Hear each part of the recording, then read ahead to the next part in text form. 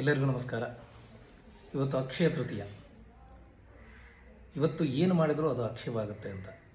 ಬಂಗಾರ ತಗೊಳ್ಳೋದು ವಾಡಿಕೆ. ಬಂಗಾರ ಅಂದರೆ ಸಮೃದ್ಧಿ, ಲಕ್ಷ್ಮಿ, ಮನೆಯಲ್ಲಿ ಸಂಪತ್ತು.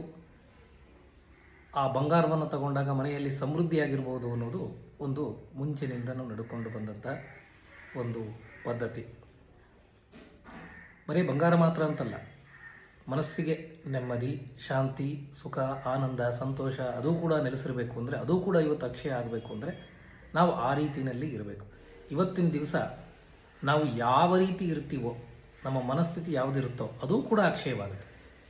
ಹಾಗಾಗಿ ಮನೆಗೆ ಒಳ್ಳೊಳ್ಳೆಯ ವಸ್ತುಗಳನ್ನು ತಗೊಂಬನ್ನಿ. ಇಷ್ಟವಾದ ವಸ್ತುಗಳನ್ನು, ಅಮೃತಕ್ಕೆ ಸಂಬಂಧಪಟ್ಟಿದ್ದು ಹಾಲು, ಮೊಸರು, ತುಪ್ಪ, ಜೇನುತುಪ್ಪ, ಹಣ್ಣುಗಳು ಇವುಗಳನ್ನು ತರ್ಬೋದು. ದವಸ ಧಾನ್ಯಗಳನ್ನು ತರ್ಬೋದು. ಅದು ಕೂಡ ಅಕ್ಷಯವಾಗುತ್ತೆ. ಮತ್ತು ದಾನಗಳನ್ನು ಮಾಡುವಂಥದ್ದು.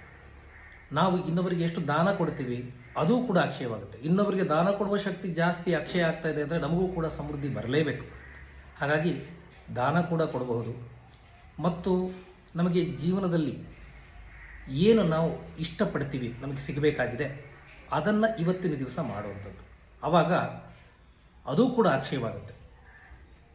ಕೆಲಸ, ಹೊಸ ಉದ್ಯೋಗ, ವ್ಯಾಪಾರ ಇದು ಕೂಡ ಇವತ್ತು ಪ್ರಾರಂಭಿಸೋದಕ್ಕೆ ಒಳ್ಳೆಯ ದಿನ. ಹಾಗಾಗಿ ನಾವು ಇವತ್ತು ಏನನ್ನ ಕ್ರಿಯೆಯನ್ನು ಮಾಡ್ತೀವೋ ಆ ಕ್ರಿಯೆಗಳೆಲ್ಲ ಅಕ್ಷಯವಾಗೋದ್ರಿಂದ ಒಳ್ಳೊಳ್ಳೆಯ ಮನಸ್ಥಿತಿಯನ್ನು ಇಟ್ಕೊಳ್ಳೋಣ, ಪಾಸಿಟಿವ್ ಆಗಿ ಥಿಂಕ್ ಮಾಡೋಣ. ಸೊ ಅದು ಕೂಡ ಅಕ್ಷಯವಾಗುತ್ತೆ. ಒಳ್ಳೆಯ ಅವರ ಜೊತೆ ಸತ್ಸಂಗ ಮಾಡೋಣ.